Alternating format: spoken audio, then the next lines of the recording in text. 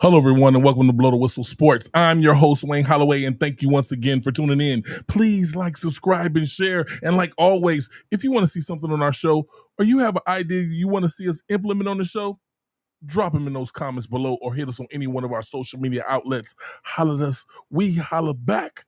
But let's jump right into this. But first, let me introduce you to my co-host, that man of the hour, our own sports almanac here at Blow the Whistle Sports, and he goes by the name of Mr. Steven Rubain. How you doing, sir? Man, it's like you had a big meal and then you get a chance to like get it all out of your system. Yes. That's like the NFL week one is like that. You just bombarded with all this, like all you can eat, like an all you can eat buffet. And you just keep eating and eating and eating. And then by Monday it's like, I can't eat no more. I was done. By Monday night, I was done. I'm not gonna lie, the Minnesota-Chicago game, by about the third, fourth quarter, I was done. But it was a great smorgasbord. Oh my God. It was great week of sports. I didn't expect that game to be as good as it was. It turned into a game. I know, and I was out. I couldn't even make it to the fourth quarter. I just assumed that Chicago was going to win, and I was like, I'm done. I've been through like 5 straight days of NFL games, and so that's right. That's right. Yeah, it was a great week for sports. So I mean, we're going to get all into it. But how was your week? Man, I can't. It was good. It was good. You know, just started our little spinoff cast that's going to be on Blow the Whistle Sports, Panthers Corner, where I talk to my Panther fan base, and it's going good. It's going good. I interviewed one of the moderators from one of the pages, and it's lovely. It's lovely. Trying to bring back that home feeling and bring the fans together where we not bickering over what we think should be done. Let's just jump on the page and let's talk about it. That's basically what I was doing. Well, that's the key. The key is, like you said, meet the middle ground, finding that level area that some people are going to be like, week one, oh my God, we're done. It's over with. Man, there's other people who are like, oh, don't worry about it. Everything's going to be just fine. And you got to find that middle ground because usually it's always somewhere in the middle. And so, yeah, I can understand where you're coming from.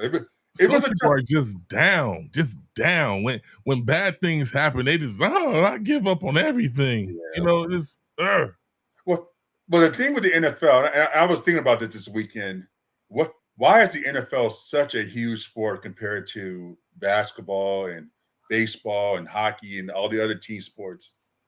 The NFL markets itself so well as far as going into the season, even if you know your team's not going to win it all, you think your team can win it all.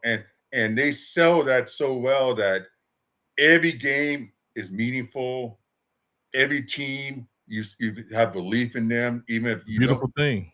Yeah, it's a beautiful thing because you had sold out stadiums all across the country. Yes, sir. 98% of the seats for the NFL are sold out already this season. And it's yeah, and I mean, and we don't even talk about the TV ratings. I mean, a bad NFL game kills the ratings for any other show on TV. I mean, it's just the NFL is a juggernaut. And so, the fan bases, we ride every week. It's like a tidal wave. You're on the high, you're at the start of the season, you're on that high, you're like getting all excited. This is the year. And I was thinking about one game that kind of puts into perspective. Which one was that? Steelers and Jets.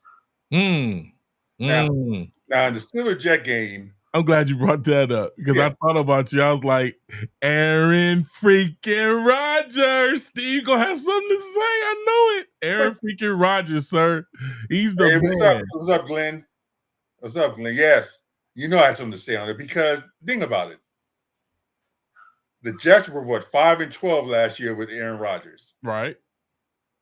Now, somehow people think he's going to go to Pittsburgh and completely turn around and make them into a Super Bowl contender. It's not going to happen. Whoa. Calm down, Steve. Calm down. That's Aaron freaking Rodgers. And I want you to understand something. He went to Pittsburgh He played the team that he just got off of, and he served them. He served them up. Now, if Mike Tomlin can take a pitiful Pittsburgh team and take them to the playoffs with a mediocre quarterback, you don't think he can make some magic happen with Aaron Rodgers? No. Stop it. No. Stop it, Steve. This is what we call an aberration. I told you last week that Aaron Rodgers would get up for the Jets game. And he was going to find a way to win this game because of the circumstance. Trust me, in November against the Cleveland Browns, he's not going to get up for that game the same way he got up for the Jets this week. Steve. So you got two teams trying to find their way. The Jets got rid of Aaron Rodgers. They bring in Justin Fields. Now, Justin Fields at least is young. So he's still finding his way. He's still Aaron finding his way. knows his way. Yeah, Aaron Rodgers knows his way. He has something in the tank. Right. And he has DK Metcalf over there. He has that. Yeah. There's that right there. So at least they got a youth movement they can work on. Aaron Rodgers is just a 1-year rental. Okay.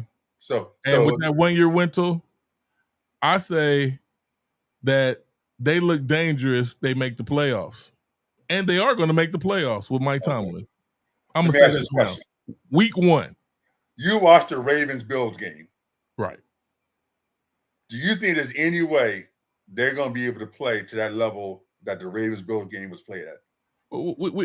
We saying Aaron Rodgers makes the playoffs with Mike Tomlin and looks dangerous. We don't know what's going to happen and what if the people will hold up, no injuries on both teams. And I'm not wishing anything bad on anybody. I don't want anybody to get injured. I want to see those exciting games. So it's not that there. What I'm saying is it's a long season, Steve. Okay. A long season. And you've watched just like I've watched that year that Cincinnati had the direct line to the Super Bowl and the quarterback went down and then the Steelers slid up on in there. Yeah. I'm just not wishing no bad on anybody, but with Mike Tomlin, and even without an injury, they have a dangerous team. They have a dangerous coach. All right. Aaron freaking Rodgers, Steve. So to mark this down, Packard saying that the Steelers are a dangerous Super Bowl contending level team. I'm saying they're just a mirage. It's a fake. You put words in my mouth. A Super Bowl team. I said they're a dangerous team. See, don't try to manufacture what I'm saying. What I'm saying is a playoff team. That's a dangerous team right there. You said a playoff team that can go. Playoffs does not say Super Bowl, Steve. Okay. But anything can happen. They're going to be hard to make the playoffs. That's Aaron freaking Rodgers. All right. So you guys heard that. So that's our first prediction. He's calling for playoffs. I'm saying no. The crazy thing is, last week, and I know you watched the timeout that I did, all these teams were off. All these teams were off. They weren't on their A game, and we got to talk about that preseason, Steve. That preseason, if they're not going to let these vets and these starters get any type of reps, the first week of the season, everybody got to know that's the real preseason. First 2 weeks, they got no reps, none. Well, we know the answer: 18-game season. That's the only answer at this point. Right. 2 exhibition games, 18-game season. You might as well, if you're not going to have the guys play in the preseason, might as well make it 18 games, and then at least you give teams an extra game to have a chance to build up. I mean, shout out to Glenn White. He said he got Buffalo. Buffalo look good. They look good. Finally, those wide receivers, they finally woke up because they were asleep. They've been asleep. They had flashes of excellence, but they've been asleep. Yeah. Well, we're going to get what Buffalo problem is. Every time they get to big games, that offensive coordinator has Allen jacking up pass plays down the field when they need 4 or 5 yards for a first down. Right. If they can stick to the game plan that they had versus the Ravens, they're dangerous. Dangerous. You remember the Steamboats that I called them? You remember the Steamboats? I remember. But Glenn, I definitely got Baltimore and Buffalo. I got Baltimore picked to win it all for this season. I'm gonna let you know that now, Glenn. Baltimore is primed. If you didn't see how that team looked, the only way that team can lose is like they did. They lose because of their mistakes. I don't think there's a team in the NFL that can just beat them consistently. Baltimore should be able to do everybody dirty. It is what it is. It's only when they meet a team like the Philadelphia Eagles or the Buffalo Bills that can throw a hiccup into that if they're not on their A game when they're playing them. See, I can't trust Baltimore, and I'm gonna tell you why. It's the Lamar Jackson factor. Now you heard the big story out of Buffalo this week, right? Was when they were celebrating the touchdown, Lamar Jackson goes over towards the stands with his other player. Here you go. And reached over and hit him on the head, and then Lamar Jackson pushed the fan out of the way. See, now, you guys can tell when Steve don't like somebody. Huh? You can tell the guy hit the first player in the head, and then he did the same thing to Lamar, and Lamar stopped him and pushed him off of him. Lamar Jackson has no reason to be anywhere near the Buffalo stands.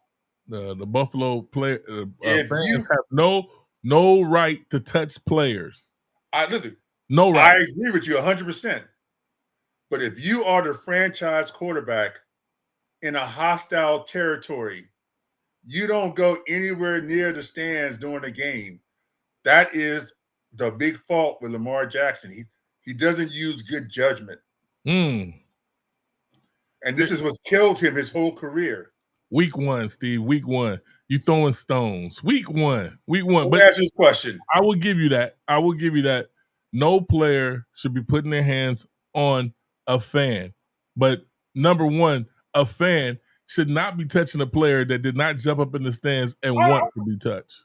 I agree 100%. But I'm telling you, would Tom Brady be going in the stands in Buffalo? No. Would Peyton Manning be going to the stands in Buffalo? No. Would Joe Montana be going to the stands in Buffalo? Okay, you talking about these company guys. I get it. Would Mahomes be going to the stands in Buffalo? Maybe. No. Mahomes, he'll score his touchdown, and then he'll go give the ball to the other guy and go right to the sidelines. The quarterbacks who make good decisions don't put themselves in a situation that sets them up. That's the Lamar Jackson factor. And he's been doing this his whole career. Yeah, but I still I can't Glenn, I got Baltimore to do the NFL this season and get that Lombardi. Baltimore Ravens. Early prediction. Could change. Things could happen. But Baltimore, and that's not off of the game that I just saw. I said this a couple seasons ago. Oh no, he's been a Baltimore homer for several years now. Like I said, I got to see the maturity in Lamar Jackson, which I just still not seeing. I saw that this week. He did not go overboard with his running. Nobody's ever questioned that ball out to his players the way we wanted him to. And it's just sad when Lamar has a A+ game doing what he's supposed to do, that his player let him down in a big time and in a big way. I believe it was the coaching fault. It was the player's fault for putting the ball on the ground. But after he did what he did, they should have been giving it more of a mix, putting another a fresh running back in there. Whatever happened to Justice Hill? What's going on? Well, I mean, give Lamar some breaks. Derrick Henry was having a big game. I mean, I'm not taking him out the way he was running. He was getting 20 yards a carry. Yeah, but, yeah. You know, That still being said, Gotta have a mix. You gotta have a mix. Let's get to these games because I think the first game kind of set the tone for the season. Eagles Cowboys. Mm. Now remember last week you got on my case and said, "Oh, the Eagles are gonna win by 14, blah blah blah blah." And I told you, I said, I'm gonna quote exactly what I told you. I said, whenever you have these ring ceremony games, strange things happen. These guys get all pumped up, they lose their focus, and they're able to be beat. Did I not say that last week? Yeah, you said that. Now, the first play of the game, their star defensive player. What does he go out and do? I know you're going to bring this up. And I'm glad you brought that up because that whole game before the game was thrown off by, I don't know what, are we 5 years old? Why did that happen, Steve? Tell me, why did that happen? Are we 5 years old? This man spit on another man. I argue with you during the game because I said that he spit and it hit the face mask and just went the wrong way. No. These are grown people. That couldn't have happened. Did that just happen? He was pumped up. They get out there. They got the whole ring ceremony. The crowd's going crazy. And they get overly emotional. And then that type of stuff happens when you get too emotional into the game. Now, do I feel like he should have got suspended for several games? No. But you got suspended for the one game. This is a job. Yeah, this is a job. I mean, how much money did he miss? Well, over some nonsense. This is crazy. But it's the emotion. And so he's all emotionally pumped up. He gets kicked out of the game, and that changes the whole dynamic of the defense. Yeah. Cowboys were able to stay close, and quite frankly, the Cowboys should have won that game. If he didn't have a second half CeeDee Lamb, I don't know what CeeDee Lamb was doing in the second half. Did you see the memes when he had butter on his finger? Yeah.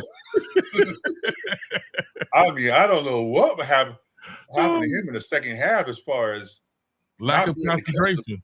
Concentration. Furthermore, I'm upset that you talked about how right you were about the points when you know it was that little thing that changed everything, or Philly would have blown them out, like I said.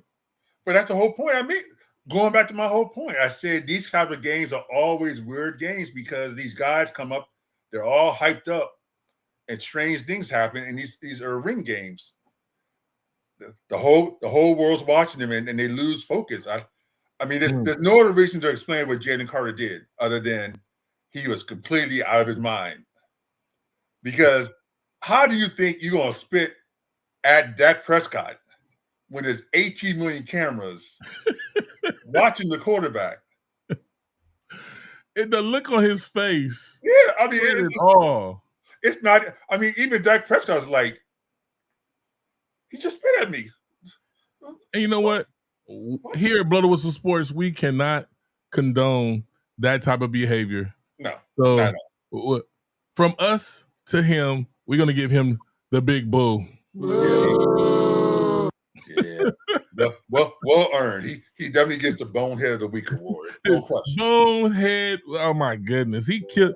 At least they still pulled it off. At least they still. We have somebody calling in. Hold on. All right. Blow the Whistle Sports. Who's calling? This is the Eagles fan himself, man. It's Lamont. All right. How you doing, sir? I want to chime in on this because I hear you, and it was crazy. It was stupid, but he was rage baiting. So this was something that, he never should do it. Dak Prescott is a smart man. He actually rage baited him into spitting at him because if you watch the replay, Dak spit right in front of him, right at his feet. And so he should not have responded in that way. No way, shape, or form. He should have responded with a sack. I'm gonna stop you right there. I know you're a fan and you're defending your player. We got to give you some kudos for defending your player. But come on, this is a grown man. No, 100%. This grown man, he spit at him in his direction, and he spit on him.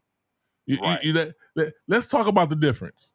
Spitting It's at somebody childish, and saying 100%. something, and spitting on him, that's assault. Yeah. And he cost himself a whole paycheck. A whole paycheck. 57,000. Huh? 57,000. No. That's on top. That's on top, sir. When you get suspended, you don't make the money for that game. Plus, True. plus he got that deduction. True. Out of his pockets. I'm not even looking at the money. The money is the least of the concern because they're making crazy money. So he's not sweating over that 50,000. Yeah, he made 21 million in 4 years. So it's the lack of respect for your team when you know how much you mean to that defense. Focal point of the defense. You put them in a position. But like I mentioned, if CeeDee Lamb didn't have one of the craziest fourth quarters of I don't know how to catch the ball. Butterfingers. They win the game. They would win that game. They win the game. Now, that's the only thing that stopped them was Dak Prescott was throwing dimes. Yeah, Dak Prescott looked like he'd been practicing. Yeah, he did. And CeeDee Lamb was it just was a weird situation where it's one of the great wide receivers in the league just had a great first half. This is the crazy part. This is a defensive player. If he spit in your direction and you felt some type of way, you have the ability in a play to take him to the ground where you can get a flag thrown, but not ejected. Yeah. You can pay him back by bodily harm. Not trying to hurt him, but give him a shoulder. You get over his face and say spit on that. Yeah, the same. You're gonna get a flag for it because obviously in the NFL you can't even have any emotion because you hit somebody and you flex and now that's a flag. So, but it's the way you flex. He can hit him and then walk past him and flex all he wants to, and no flag. You got to do it a certain way, but you could have repaid him and got him back physically. That's what was he scared of him? Did Dak scare him? Because I don't get it. You had him dead to rights. That gives you more motivation to get in there and get him. Yeah, it was a weird sequence. The unsung hero, because all of that happened, it really pissed me off, and I really was like, what are you doing? But the unsung hero is Jalen Hurts, man, the game manager, quote unquote. Who people think that he's just a manager and he's not really a great quarterback. He was the guy that even though all that happened and our key defensive piece was gone for the entire game, didn't play one defensive snap. He was the one that took the game into his hands and he won that game for us. So kudos to Jalen Hurts and always being poised, always being a person with decorum.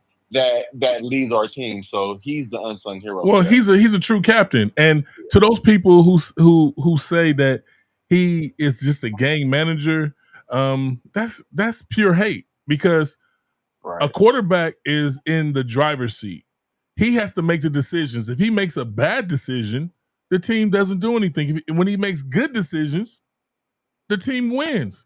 He won a Super Bowl by being a good captain. He ran a good ship.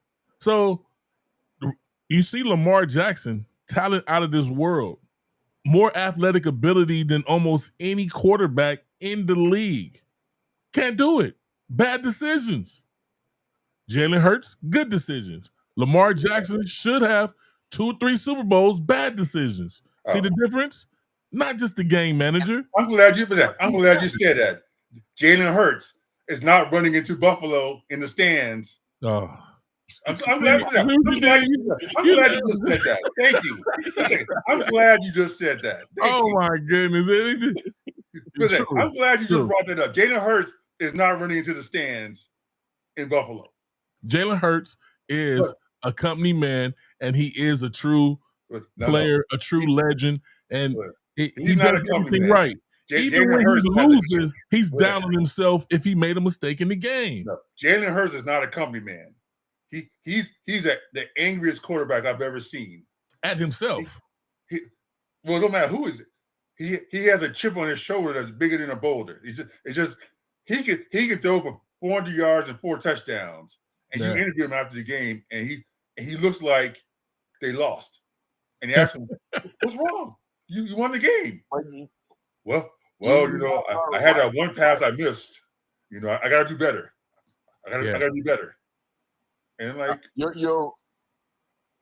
you're right about the the attitude of a quarterback. It really matters. Because in my opinion, honestly, Lamar Jackson was a better overall MVP than Josh Allen. It's just that because of the way that he handles himself, kind of outside the field, even on the field. Now, that is what stopped him from being the overall MVP, because I feel like statistically, and this what he did for his team on all levels last year, it was spectacular. But I feel like if you switch the names, or you put another face on those stats, we'll be talking about one of the best regular seasons of all time. Right. But because he is who he is, he doesn't really get that respect, and but also, of course, it is what it is.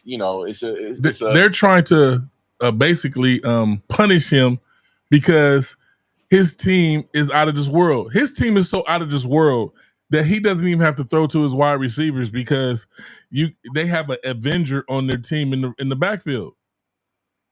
They're Avenger. It's like they're cheating, because they have a true Avenger in the backfield. I don't know what transpired with New York to let this man go and then get on Philly and elevate Philly to a high aspect. That it's crazy. It is crazy. And then he's able to hit those wide receivers when needed. But I just think that he needs to keep them in the game, and even if he gives them little dinks and dunks, hit them wide receivers, and you should blow games wide open, because people are not expecting you to do it. But that offensive coordinator, because like I said, Steve said he's not a company man. He's listening to everything that coach and that offensive coordinator is saying. No, he's not doing many audibles. I don't see him doing it. When they call a play, that's not his style of quarterback. Perfectly. He's not that type of quarterback. Execution, perfect. Yes, that's what you get. He does what needs to get done to win. Right. And that's what you want from a quarterback. You don't want somebody who just decides to do things because they feel like it. We're doing stuff a little backwards. See, we didn't even open up the phone lines, and you called in. What's your name? Tell us your name and where you calling from. Right. So my name is Lamont, and I'm calling from LA. I'm back in LA, so I'm back in the land. And, were you in Philly? No, I was in Dallas. I was in the Harvard. Yeah, I was going to say he was in the Harvard. We're glad to have you back, man. I feel for you. He probably got a few bruises. Hey man, but thank you for calling in. Please call in next week, because we want to recap what Philly does next week. Absolutely. Go Birds. Go Birds. A rematch. So yeah, definitely. Yes. All right. Hear from you next week, and thank you for your support, sir. Yes, sir. Talk to you guys soon. You have a good one. All right, thank you. All right, so the Eagles won how they were supposed to win. Wasn't, like I said, wasn't a blowout. We're gonna open these phone lines up, Steve, so we don't have it. So yeah, just open them up and just keep talking about the topics. So let's get now while he's doing the phone lines. The Chiefs Chargers. Right. Not really much to say other than the fact of you get a freak injury by Xavier Worthy. And this is what we're going to talk about as far as we have our listener Reggie from New Jersey, who's a relative of mine, brought up a good fantasy question, and I'm going to get your perspective on this. Let me hear it. Xavier Worthy First series of the game, Mm-hmm. gets injured. He runs into the wide receiver, Travis Kelce, gets a freak shoulder dislocation. He's out for the game. Now, if you have him on your fantasy team, which I did on 2 teams, should I not be allowed to put, if I have another wide receiver on my bench, should I not be allowed to take out Xavier Worthy and put in another wide receiver to take his place? No. You started Xavier Worthy, and it is what it is. Once you put your lineup in, there's no changing your lineup. That's who you said was going to make it through the game.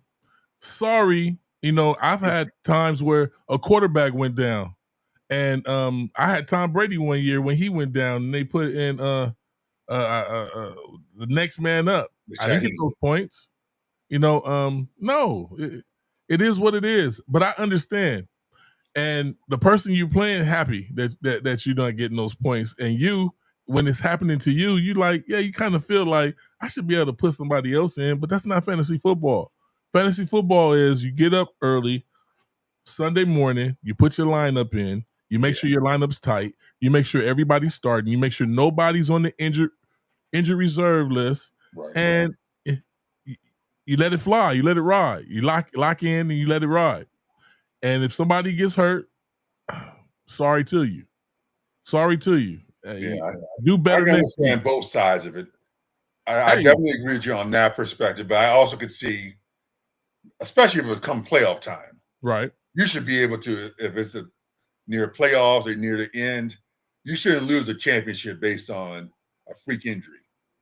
Well, I'm gonna tell you this: fantasy football is an elective sport, and every league has its own rules. Like I'm in the league where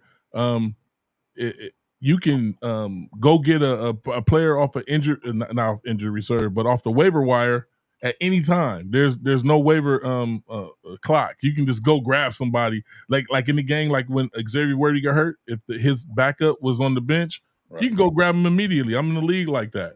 So sometimes leagues are set up like that. But funny thing, I had Xavier Worthy in 3 leagues. I have 23 leagues that I'm involved in this season. I lost in 1 league this week, Steve. I won in all my leagues except 1. And Xavier Worthy wasn't even on that team. The teams with Xavier Worthy, I still dog people out. Okay. With a 0, Steve, I still dog people out.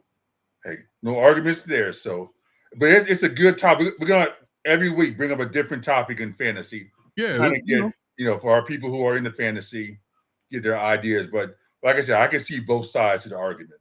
So and if you have a question about fantasy that you want us to say on the show, drop them in the comments or hit us in the DMs, and we'll present it on the show.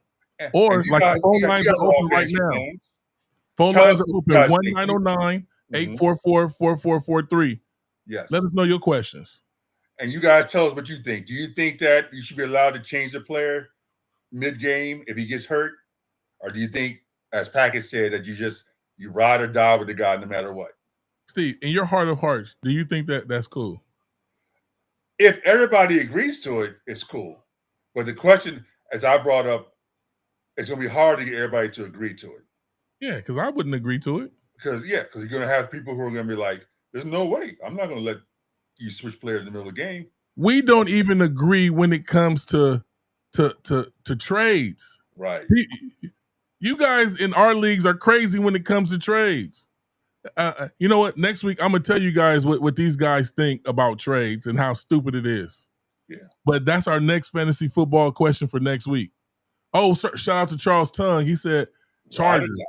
He's a Charger fan. So, yeah, Chargers had a big win. That was a huge win. And I think the thing that Charger fans should feel most impressed with is that number one for the Chargers, who, let's say his first 3 seasons has been a bust. We can say it. Quentin Johnston. He finally had that game that Charger fans have been waiting for. Big numbers, couple touchdowns. He woke up. Good. If he has that type of season, the Chargers could be a dangerous team in the AFC. Dangerous. Very dangerous. Because That's the one thing they've been missing is having that number one receiver. You already got McConkey, who is a number one in itself. If you can add Johnston as a number one B, that team is dangerous. So I see. Even Charles Tongue, though, we were the fourth quarter chokers. Yeah, I'm gonna say it like this: Steve thinks you guys have excelled, and Quentin, he did do his thing, but I beg to differ. Kansas City, their number one wide receiver out, 6-game suspension. You know, that's part of the game. But Xavier Worthy, first play of the game, out because of lack of reps in preseason. And he ran into the tight end Kelsey, and Kansas City was hurt. So they took advantage of it. It's football, that happened, but still look out for Kansas City. They're not going to stay hurt. After all Mahomes has to do is hang in there for 3 games, get 3 wins out of this, 3 to 4 wins out of this 6-game suspension, and then when he comes back, along with the other weapons, it's going to look like they're going to pass people like they're not even moving. It is what it is, Steve. It is what it is. Hey, let's get to that game of the week. Let's go. Bills-Ravens. Woo! Bills-Ravens. Very rarely does a game of that magnitude actually live up to the billing. Yes. This is the rare exception that the game was actually better than the hype. Man. You had everything you could ask for in the game. You had great play by the Ravens. Yes, sir. You had great play by the Bills. Yes, sir. You had success. You had failure. You had a kicker who didn't have a job 2 days before, hit the game winner. Came in there looking like a professional. Like a professional. He looked like he had his leg in a briefcase, and he walked out there and opened it up and put and screwed the leg on and went out there and did his job, boy. He did his job. Unlike the kicker for the Niners, our 49er nation, they finally gave up on the Jake Moody experiment. They should have been gave up on that. They should have been given on his, but they get. I mean, you can't say they didn't give him every chance to prove himself. Yeah. But you know, these guys found a solid backup. They found a solid backup. Yeah. That game, that's the type of game that you can watch every week. That was a nail biter right there. I wonder how those Bills fans that left out felt when they missed the exciting comeback that happened. And Josh Allen let them know it too. Yes. He called them your fly-by-nighter. He said, "You're on real Bills Mafia. Woo! If you're real Bills Mafia, you're going to stay to the end." Yes, sir. He said, "It's not even cold and snowy yet. I got no reason to leave." What else you got to do in Buffalo on a Sunday night? You in the place to be. It ain't like it's LA or New York or Chicago where you're going to get to that exciting nightlife. You're in Buffalo. Stay to the game. Man, I feel for Derrick Henry, though. Yes. I can see it on his face. Because he's not a fumbler. Not at all. But he has a history of having coughed in a big game. When he does fumble, it seems to be at the wrong time. Yeah. So that's the tough part with him. He was having a huge game. I mean, he was going to easily be player of the week. How old is Derrick Henry? Do you know? He got to be like 32, 33 now. The crazy part is he's older and he's playing like he just started. It looks like the other players look like toys next to him and his massive size when he's running them. It's like he just runs people over and grabs them by the helmet and moves them out the way. It's remarkable watching them play. I mean, I know you don't hate me saying this, but he's the LeBron James of NFL players in that as he's gotten older, he's gotten in better shape. I mean, his conditioning is bar none. I mean, he just looks like you're such a LeBronite that you had to. We talking football. You had to reference LeBron. I'm just speaking about somebody. somebody who's way older than the guys he plays against, but is in much better shape than the guys who are half his age. Unzip your shirt and show everybody your LeBron tattoo on your chest. Oh, we'll do that. NBA season was that NBA season just a month. Was that NBA season just a month away? Man, so we're gonna be doing the LeBron James victory tour this year. So this is the fun part of the season where football is reigning supreme. The pennant is getting ready to start, and basketball. Woo! This around the corner. You got something to do all the time. It's just around the corner. So yes, don't worry. I'm warming up. But Derrick Henry is a freaking name. I mean, he just is in such amazing physical shape. It makes football look easy. If you watch his workout regimen, if you are a running back and you have not picked up any of his trainers or even stole what he is doing, you're not a running back. You're not a running back because you can see at this man's age and the level that he's playing at.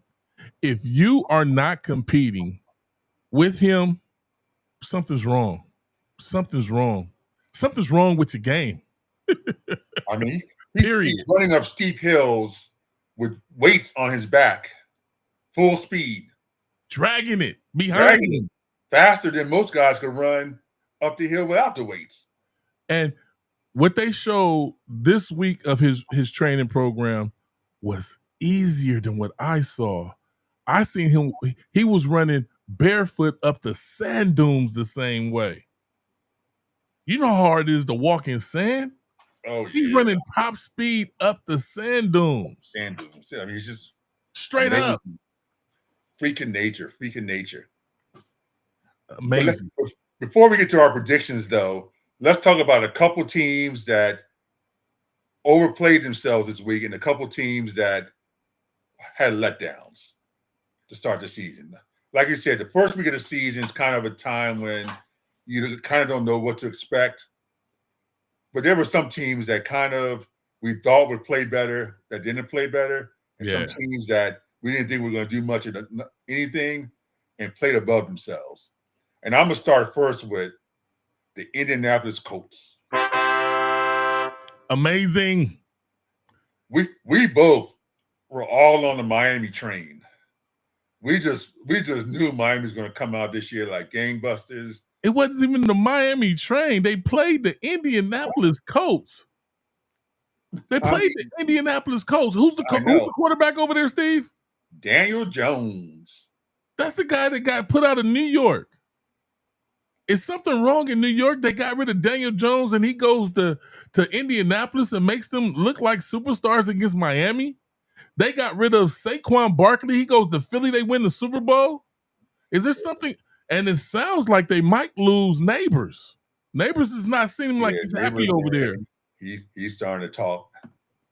He's talking his way out of town. So, yeah, there's something wrong with that Giants culture for sure. But hey, they better get it together. New York not going for that. Yeah, but Daniel Jones looked like a legitimate quarterback prospect. He was throwing dimes. They got a nice running game. They might be a team that we might have kind of taken lightly that, we have to keep an eye on. They look very impressive. It was the first week, Steve. So, and teams and Miami played horrible, but there was a bunch of teams that looked like the Keystone Cops. To your youngins, the Keystone Cops was a comedy skit that all kind of stuff was going on, people bumping each other. That's what the NFL looked like this week. I'm thinking week 2, things are going to get a little more honed. You're going to see people on their A game. They're not going to be lagging. So I want to see how Miami plays this week, Steve. Okay. All right. So speaking of that, talk about the team whose hat you're wearing, the Carolina Panthers. There was no need to bring my team up. We lost. I know you don't want to go there. We took it on the chin, Steve. We took it on the chin. Okay, but we have to bring it up, though. Because you had to bring it up. I ain't said nothing about my team at all right now. You had to. Go ahead, Steve. Go ahead. Kick us while we down, Steve. Kick us while we down. Go ahead. It's not the fact that you lost to Jacksonville. because to lose to Jacksonville is one, but Jack got blown out by Jacksonville. Even Jacksonville was surprised. Jacksonville was like, "Did we just blow somebody out? We haven't done that in a long time." Yeah, the disrespect. I'm letting you go. I'm letting you go. I'm just putting it out there. You jumping on me after week one. I want a Panther Nation. Tell me, did I miss something? Is it something you didn't watch the game? You didn't watch the game because Bryce Young looked good out there. He had a mistake. He had a fumble and he had an interception, but he was out there dropping dimes. He was hitting people in the hands. They were dropping balls. My team is no exception. Like I said about a bunch of teams, Baltimore Ravens, you saw the fumble that Derrick Henry. Same thing was happening on my team. No reps in preseason led to a poor start the first week of the season. Carolina Panthers get the W in Arizona, and I'm trying to find me some tickets. I need to go. Because I need to yell and talk to my players while we out there. Yeah, you need to go there because thank you, Glenn. You see what Glenn said about you? That's right. This is a make or break year for Bryce Young, and Bryce Young will be fine. Not off to a good start. Now, let me ask, okay, I'll close on this then. Is Arizona a must-win game? Yes or no? No, it's not a must-win game, but it's a game that we're going to win. Okay. So you think you guys can start 0-2 and have a legitimate chance of having a strong season? We're going to be just fine, Steve. Bryce Young has found his way. We just need all the players to be on the same page, and we need the refs to call it like you see it. Because Bryce Young, threw that interception that he threw, the defender ran through our wide receiver and took that ball. But I ain't gonna say nothing. We lost that game. I'm erasing that. We moving. You're saying the defender played the ball. No. You can play the ball, but you can't run through the player. If you're playing the ball, you absolutely can run through the player. No, you can't run through the back of the player. You're making a break for the ball. No, you can't run through the back of the player. You can't impede the player catching the ball before the ball gets to him, and that's what happened. If before the ball got to him, you can't run. You can't run him over to get the ball. Okay, guys, you can't touch the player before he gets the ball, and that's what happened. All right, guys, please comment in the comments. If a defender is making a break for the ball and the wide receiver is in the way, does the defender have a legitimate opportunity to go for the ball, or are you supposed to sit there and say, "Oh no, I can't go for the ball. The wide receiver's in my way"? That's not what I said, Steve. But people, I know he's the way he said it. Caught the ball.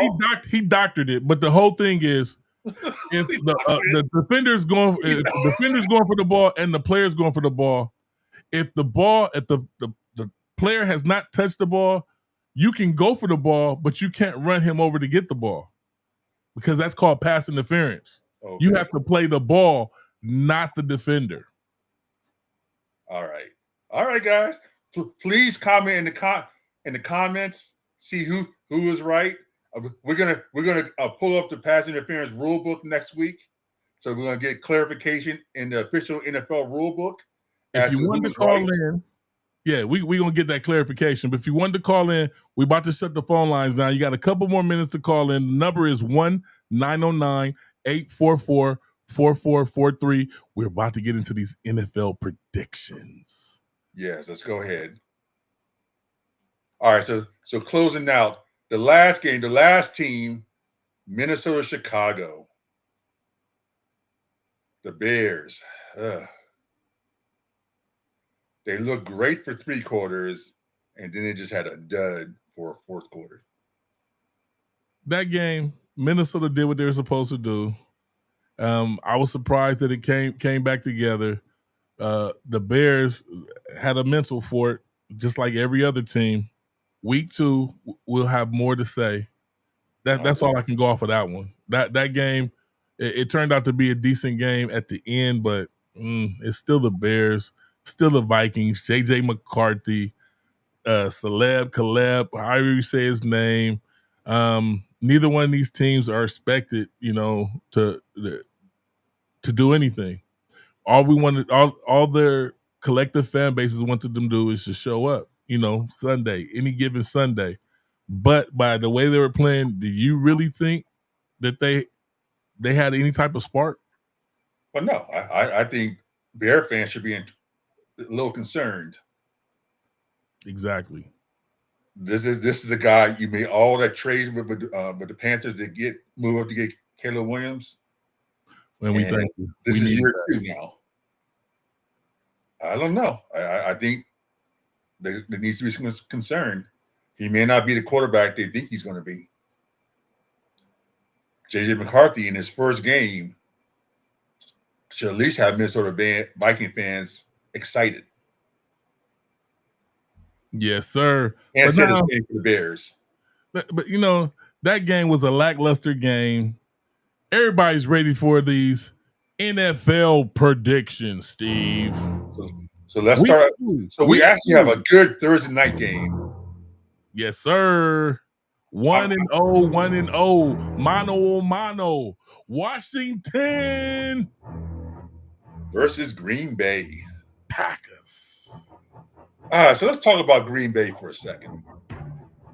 They made the trade for Micah Parsons. Yes, sir. And as I said when that trade was made, this is going to put Green Bay in a position now to compete for a Super Bowl. I said it also. Hey, Green Bay is a legitimate contender. He is everything you can ask for as far as a game changer. Yes. He was running around that field like somebody stole something from his mama. He was excited to be on. I love players that when they get paid, they still play at a high level. Yes. I don't like those players that get paid and then you're like, did they call their name tonight? Yeah. This guy is a true competitor, and Green Bay is on another level. Green Bay, you better watch out for the love experience. Yeah. Yes. So this game here, I love my Commanders, but I got to go with Green Bay at home. You going with the hot hands? As much as I hate, I want to go with the Commanders, but that Green Bay, they look good. They look good. And hey, well, I'm from Milwaukee, and my heart is with Green Bay, but I gotta go with what I feel on the inside, Steve. And I feel that Jaden Daniels, Deebo Samuels, and McLaurin are coming to town to do dirt. Okay. And unlike Love, Jaden Daniels is a mobile quarterback. Oh, yeah. Double threat. So I'm going with Washington while you go with Green Bay. Yeah. All right. Next game. Oh. Who we got next? Browns versus the Ravens. Easy game to call. Baltimore Ravens, 42. Cleveland, 14. 17. Somewhere around there. It'll be a little closer. Okay. They might win between 10 to 14. I say 34-24. I got Ravens to win by 10. Okay. Our next game.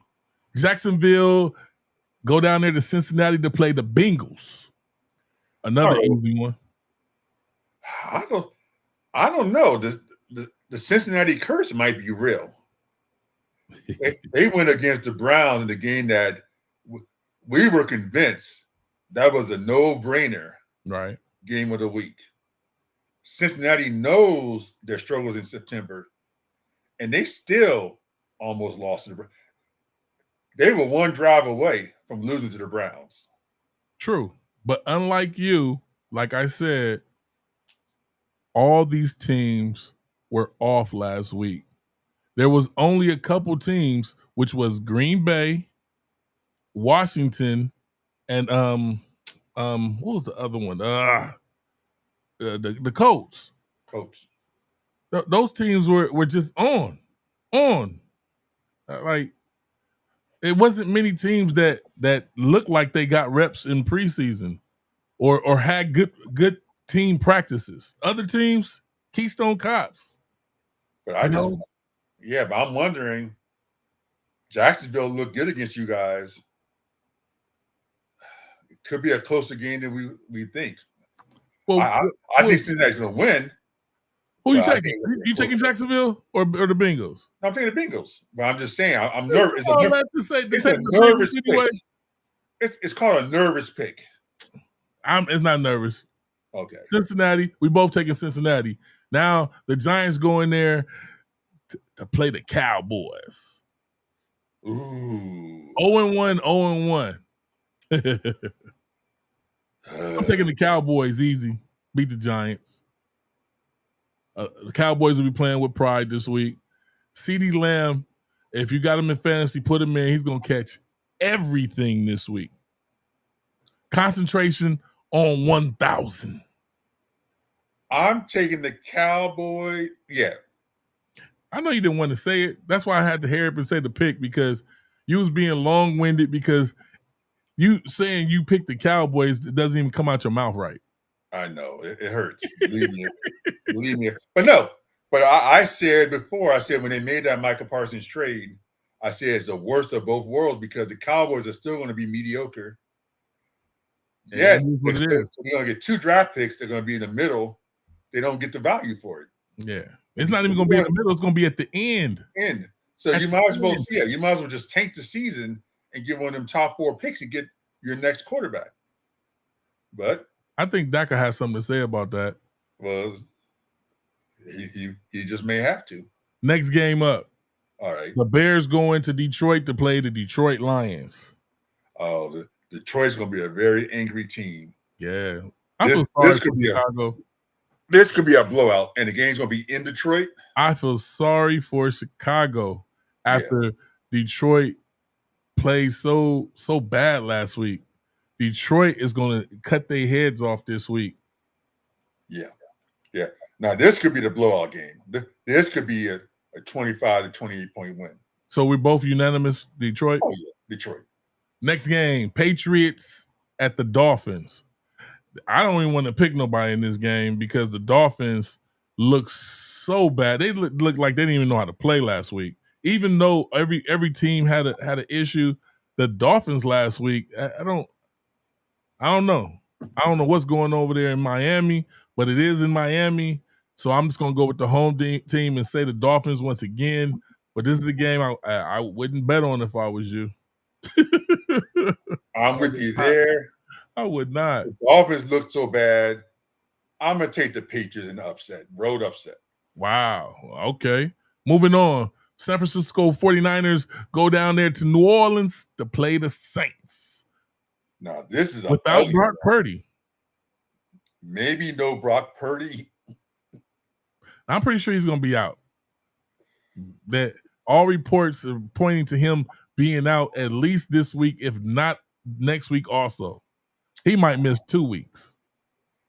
Sorry Even for with that being said, I still think Mac Jones and McCaffrey can do just enough to squeeze out against the Saints. I'm going to take the Niners. I'm still taking the Niners. Yeah. We were only talking about Brock Purdy not playing. Yeah. All they got to do is hand that boy Christian McCaffrey the ball that's been off all year long. Yeah, he needs to have at least 25 carries. Let's see Mac win. Let him do his thing. Let him spin. He gonna do his thing. So unanimous. We both taking the 49ers. Moving on. Buffalo Bills going there to New York to play the Jets. Oh, this is God. Bills. The emotions of that big win. I think they're still gonna be on a high. Taking the Bills also. Yeah. I just want to see if the Bills are going to play at a high level, or they're going to do what they do from time to time is play down to the team they're playing. Yeah. I want to see if the Bills can get in there and win this game convincingly, because as you've seen the offense, the Bills should blow the Jets back off, where the Jets are looking for their back for the next 3 weeks. Yeah. But like I said, the Bills, we got to see, but we're both taking the Bills in that game. Moving on to the Seahawks go in there to play the Steelers. I'm going with the upset. I got the Seahawks to win on the road. I'm going with Aaron freaking Rodgers. I'm taking Rodgers the Steelers. got his one win. He got the win he wanted. I expect him to play down. Seahawks will find a way to win. Yeah, we talking about Aaron Rodgers, but that whole team looks solid. The Steelers are there. I'm not. They'll win this game. They'll win this game against the Seahawks. Next game, Rams going there to Tennessee to play the Titans. The Rams for sure. Yeah, LA is on. LA is back. LA got two phenomenal wide receivers on the right and the left, and that backfield is looking pretty decent. Yeah. Rams. We unanimous on that also? Rams, yeah. And the game that I'm trying to make it to, I guess I'm gonna put up my a GoFundMe to help me make it to the game. Panthers go to Arizona to play the Cardinals. Go ahead and tell me who you picking, Steve. Well, you know who I'm picking. I got the home team, the Cardinals. Okay. And without question, you know what it is. I'm taking Carolina. We're gonna win this game. Bryce Young come out and do his thing. Moving on, Broncos going there to play the Colts. Ooh. God, the Colts is look that so same good. Colts team gonna show up, Steve? The Colts look so good. But is that same team gonna show up, Steve? Or was it like we said about all the other teams? The Colts benefited off of the mistakes of a bad week. And the Broncos need to win. I'm gonna stick with the Colts. I'm gonna take the Colts at home. I think it might have been the fluke. I'm going with the Broncos. Taking the Broncos. Did I say I'm taking the Broncos? Okay, and moving right along to that Eagles-Chief game. The game of the week, Super Bowl. I honestly haven't looked at the injury report. Is Xavier Worthy coming back this week? They're going to make a game time decision type deal. So the Chiefs have all the motivation to win, but motivation, you got to have the talent too. So you can have all the motivation in the world, but if they don't have Worthy, and you're looking at all the guys, Hollywood Brown and a cast of characters, I'm going with the Eagles. I got the Eagles. I got to go with the Super Bowl champs also. I'm going to take the Eagles too. Take the Eagles. I'm going to do it. Take the Eagles. I've been up in the air about this game, but I shouldn't be because the Eagles are solid. Eagles have everybody. I got to go with the Eagles. Yeah. Chiefs are hurt, but the Chiefs are a dangerous team. You know, when you get the animal wounded in the corner, they're going to fight. Moving on to that night game, which I don't understand why the Eagles-Chief game wasn't a night game, but they put the Falcons and the Vikings in the night game. Makes zero sense. But 0 sense at all. It was a bunch of games they could have thrown in this spot, but that Eagles-Chief game was the number one spot they should have put right there. Or even took that game from Monday night, the Buccaneers and the Texans in that spot. Any one of those games. Agree. I'm going to go with the Falcons.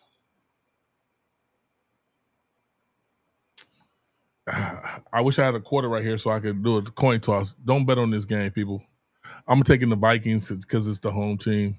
I'm saying JJ McCarthy go in there and figure it out again, but don't quote me on that one. Falcons. Moving on to Monday night, Buccaneers go in there to play the Texans. Ooh, now this is a good division. Two teams that won the division last year. I'm listening. It's in Houston. I'm gonna go with the Texans only because it's in Houston. You went with the Texans. I'm going with Baker Mayfield. on this one. Even though I want the Bucks to lose, I feel that the Texans have a few things going on with their running back being out. So I'm gonna take once again, I'm gonna take the whole team that's healthy. I'm taking the Buccaneers. And what I don't like them doing, putting 2 Monday night games on, Chargers Raiders. Last game, but not least. Both 1-0. Divisional game, divisional foes. Chargers for sure. Chargers for sure, and I'm taking the Raiders. The Raiders look supercharged. Did you see how they gave their coach the game ball? Did you see that? Did you see that? Look, Pete Carroll is a master motivator. He always has been. Geno Smith is ready. He feels like he has a new home. I'm going with the Raiders. The Raiders look like they got hot hands also. And the Chargers, like I'm saying, I believe that was a fluke. But we will see in this game. All right. Oh, man. People, thank you for tuning in. Please like, subscribe, and share. And next week, we're back here, 7 p.m. sharp. Blow the Whistle Sports. Tell a friend, tell another friend, and tell that friend to share to their friend. And then we all see y'all back here next week, 7. And we're going to have the predictions. And we're going to have the recap. And we're going to talk a little baseball next week. Oh, yeah. We're going to throw a little baseball in there, a little pennant race. Yes. And you're going to see Carolina get that W. Yeah. Right. Yeah. You'll see a little more excitement on my face. Oh, my goodness. You guys enjoy your support. Yes. We'll see y'all next week. Peace out. Peace.